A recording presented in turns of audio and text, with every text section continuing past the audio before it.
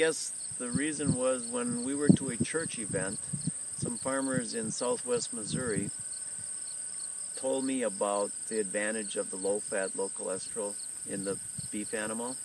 And I'm like, we were just getting started into health, and knowing that toxins are carried in fats, and thought, this would be a really good breed to look at raising because of a health benefit there. The low fat, low cholesterol, thinking about healthier sources for people.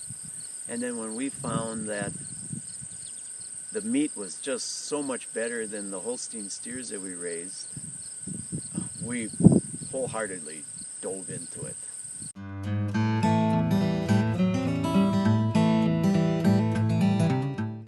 There's absolutely never been any growth hormones, steroids, antibiotics used on any of the beef animals that get into the consumer's food chain. We may have used an antibiotic on a cow if she needed C-section, that's a cesarean assist for calving, because of the surgery that she has to go through so that she doesn't get sick from having a surgery with an injury like that or a cut on her side.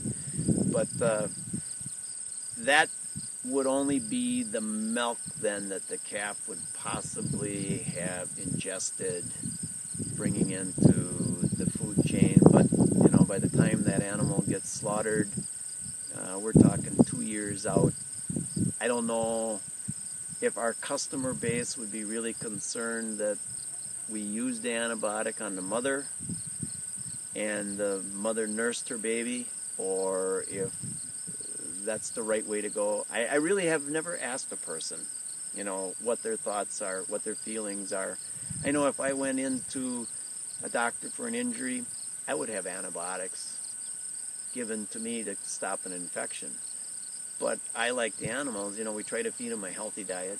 I hope that I myself have a healthy immune system to fight off as much as we can, just naturally.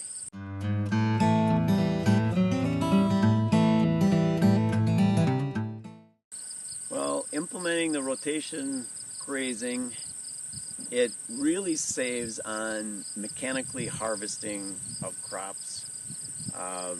In the spring of the year, we may have to come in and mechanically harvest the first cutting hay because it grows too fast for what the cows can eat.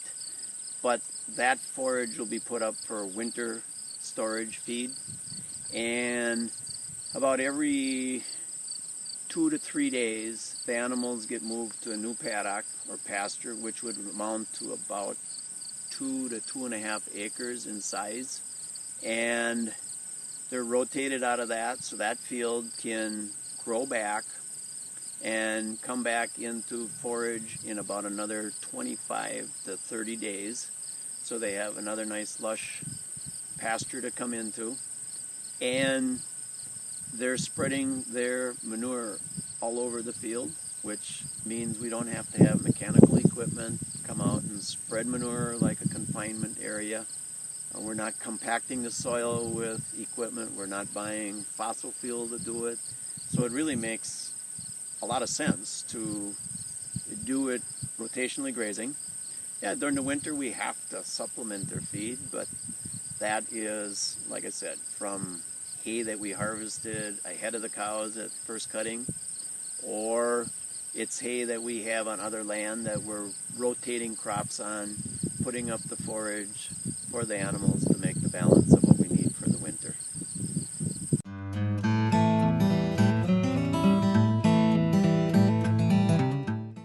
I think it's more the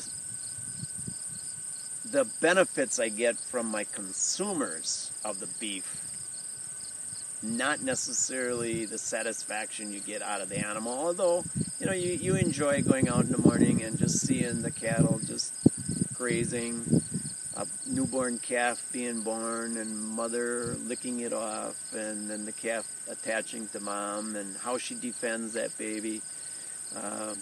The chickens, they're out there foraging, out there just keeping the insect population down because they're foraging on insects for extra protein.